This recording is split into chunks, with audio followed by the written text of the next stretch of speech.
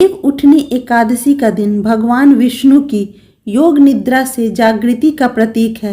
इस दिन से सभी देवता जागते हैं और शुभ कार्यों की शुरुआत होती है। मान्यता है कि इस व्रत की कथा सुनने से पापों का नाश होता है और विष्णु कृपा से जीवन में सुख समृद्धि आती है।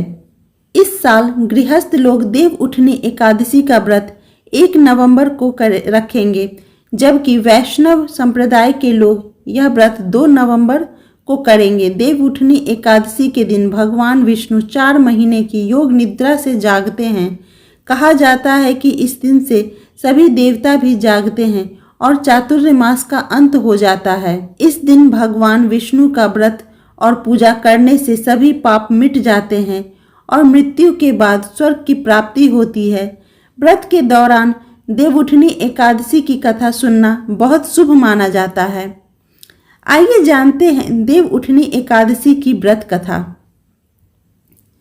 बहुत समय पहले एक राजा था जो बहुत धर्मी और न्यायप्रिय था। उसके राज्य में हर कोई, चाहे राजा हो, मंत्री हो या आम जनता, सब एकादशी के दिन व्रत रखते थे।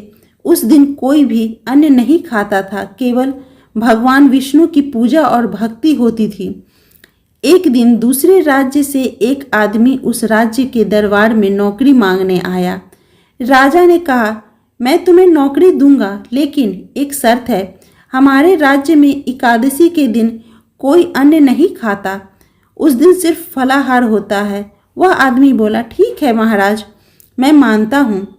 कुछ दिन बाद एकादशी आई, सब लोग फलाहार कर रहे थे। उस आदमी को भी फल और दूध दिया गया, लेकिन उसका पेट नहीं भरा। वह राजा के पास जाकर बोला, महाराज, मुझसे भूखा नहीं रहा जाता, कृपया मुझे अन्न दे दीजिए। राजा ने समझाया, आज एकादशी है, अन्न खाना मना है, लेकिन वह आदमी नहीं माना।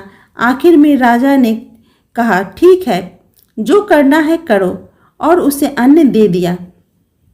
वह आदमी नदी किनारे गया, स्नान किया और वहीं अन्न पकाने लगा। जब खाना तैयार हो गया तो उसने भगवान विष्णु को पुकारा, आइए प्रभु, भोजन तैयार है। तभी भगवान विष्णु स्वयं पीतांबर धारण किए 4 भुजाओं वाले रूप में प्रकट हो गए। वे उसके साथ बैठकर प्रेम से भोजन करने लगे। भोजन के बाद भगवान अदृश्य हो गए। कुछ दिन बाद अगली एकादशी आई। इस बार वह आदमी राजा से बोला, महाराज, इस बार मुझे दुगना अन्न चाहिए। राजा ने आश्चर्य से पूछा, क्यों? वह बोला, महाराज, पिछली बार मेरे साथ भगवान विष्णु भी भोजन करने आए थे, लेकिन अन्न कम पड़ गया था। राजा यह सुनकर हैरान रह गया। उसने सोचा, मैं तो सालों से व्रत रखता हूँ, पूजा करता हूँ, फिर भी मुझे भगवान के दर्शन नहीं हुए और इस व्यक्ति को हुए। राजा ने कहा, अगली बार मैं भी तुम्हारे साथ चलूंगा और देखूंगा। अगली एकादशी को राजा उसके साथ गया और पेड़ के पीछे छिप गया। वह व्यक्ति फिर स्नान करके भोजन बनाने लगा और भगवान को पुकारने लगा, हे विष्णु, आइए, भोजन तैयार है। लेकिन इस बार भगवान नहीं आए। शाम तक वह पुकारता रहा, फिर दुखी होकर बोला, हे प्रभु, अगर आप नहीं आए तो मैं नदी में कूदकर प्राण त्याग दूंगा। इतना कहते ही वह नदी की ओर बढ़ा। उसके सच्चे भाव और प्रेम को देखकर भगवान तुरंत प्रकट होकर बोले, रुको भक्त, मैं आ गया हूँ। भगवान उसके साथ बैठकर फिर भोजन करने लगे। भोजन के बाद बोले, अब तुम मेरे साथ मेरे धाम को चलो, और उसे अपने दिव्य विमान में बिठाकर वैकुंठ ले गए। यह सब देखकर राजा आश्चर्यचकित रह गया।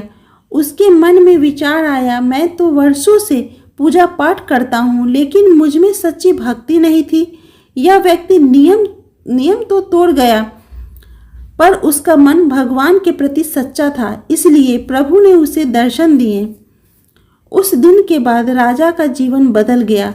उसने समझ लिया कि भगवान की प्राप्ति केवल व्रत या उपवास से नहीं, बल्कि सच्चे मन, श्रद्धा और प्रेम से होती है।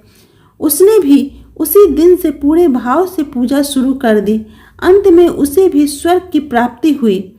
दीप उठनी एकादशी की यह कथा हमें सिखाती है कि व्रत का असली मतलब सिर्फ अन्न त्यागना नहीं, बल्कि मन की पवित्रता और भगवान की प्रति सच्चे भाव रखना है। जब भक्ति सच्ची होती है तो भगवान खुद अपने भक्त के पास आ जाते हैं। बोले श्री हरि विष्णु की जय।